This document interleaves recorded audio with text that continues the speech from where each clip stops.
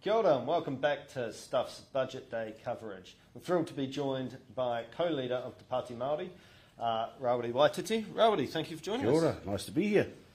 I've asked everyone else this. Budget 2022, what's hot and what's not? Well, for Māori, when you're only getting 0.6% of the budget, it's all not. There's no hot in it at all. And so, we can never, ever, settle for that. We must continue to push this government for more. And so if you look at the total percentage, 0.6%, it's taken us 182 years to get to 0.6%. In order for us to get some kind of parity, it's going to take us 1,840 years to get there. By then, Jesus Christ will have returned. So, in particular, what were you hoping for out of this, and what a particular disappointment? Well, the biggest thing for us is that 0.7% of the health budget is going towards the Māori Health Authority. This was the biggest health reform we've seen in a century. And so they had an opportunity to really make a difference to Māori lives who die 7 to 10 years earlier than everybody else. We had an opportunity to realign health inequities, to allow our people to live longer, our people to thrive. And I'm sorry, that particular funding for that, I'm grateful that we've moved it out of the bureaucracy that it's sitting under at the moment, and into a more streamlined Māori kind of process. But it's in comparison to the full vote health budget, it's actually only crumbs. And is this? What's your sense? Is this the start of it? Would you expect that there'd be more in the coming years, or do you think that this, shows a government that's very happy to pay lip service to the idea, but won't put its money where it feels like that. It feels like lip service at the moment, because we know what the issues are. We know the mortality rates. We know that we're highly represented in the high statistics in diabetes, in cardiovascular disease, all of those types of things. The data is already there, so we're not starting from scratch. But we had an opportunity to really hit these reforms hard and fast to start closing those inequities and start giving a true and meaningful life for those who are more affected. And unfortunately, that is Māori. And so, the Māori Health Authority had an opportunity to do that. In terms of justice, we need to be funding more preventative and educational programs, reconnecting our whānau to their communities, to their whānau, to their marae, to their culture. And instead of that, we've put more investment into police and the arming of different units, which means more dead Māori on the streets. We just have to look at what chaos. We just have a look at the amount of Māori who have been shot at the hands of police have been Māori. The increase of Māori in prisons, where now 55% has gone up 2% since 2019 of the male prison population. The female prison population is 64%. It's the highest in the world. And so, we're putting money in the wrong place, and we should be trusting that. Did the government not learn through the COVID-19 pandemic that Māori, by Māori, for Māori solutions worked? And we were hoping that they would do that. But unfortunately, they've missed the opportunity to take devolution, to take a by Māori, for Māori approach, and to allow Māori communities to come up with their own solutions to the problems and the dysfunctions that the system has created. How disappointing is this, given the fact that Labour's got the biggest Māori caucus that it's ever had? Are they delivering for Māori? Well, the thing is, if going up if it's an increase from last year, where we got 0.3% of the budget to 0.6%, well, you could say yes. Well, it's a success. Doubling. We're doubling. We're going up an incremental, but it's less than 1% of the total budget. It is still unacceptable for us to be, saying that the budget is hot, when in actual fact it is not. And so we continue to put chocolate sprinkles on a vanilla cake. We want a chocolate cake, and we want to be able to put vanilla sprinkles on it if we feel. But at the moment, we are continuing to eat crumbs from a vanilla cake, and now and then we put chocolate sprinkles on it, as you've seen some of the kaupapa that come out today. And so we've called this the vanilla cake and chocolate sprinkles budget. I like that. Do you? The other big thing, obviously, that was announced in today's budget was the $350 over 3 months for people earning less than $70,000 a year as a cost of living sort of relief package. What's your view of that? Did that go far enough? Oh, it should be end, and so we were pushing to take GST off kai.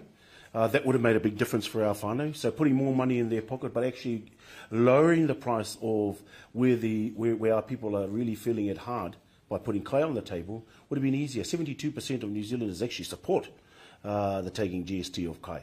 And it doesn't discriminate whether you're rich, poor, brown, white, black, doesn't matter. It is fair across the board. And then you transfer that tax over to the wealthy. And so you have capital gains tax, not on the family home. Might be on the 15 homes you own. Was it 15? Not me. And then, I'm a jolly journalist. And then there should be an empty house tax.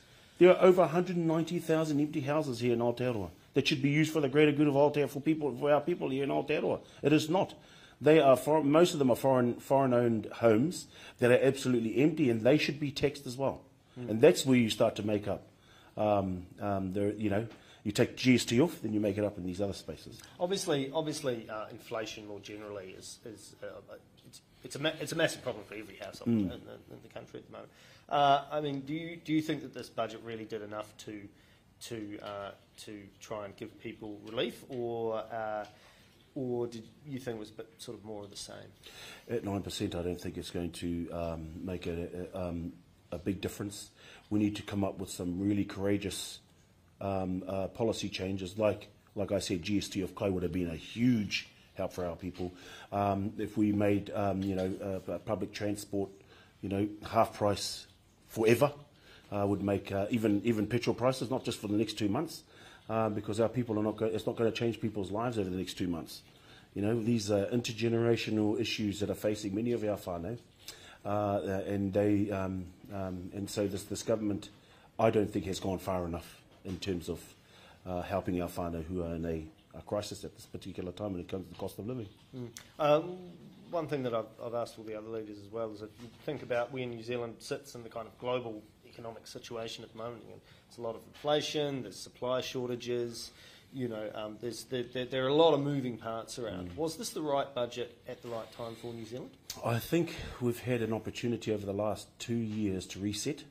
And I think we may have missed that opportunity to reset the housing, to reset employment, to reset our judicial system. And I think we've missed an opportunity to be able to do that because the borders were closed.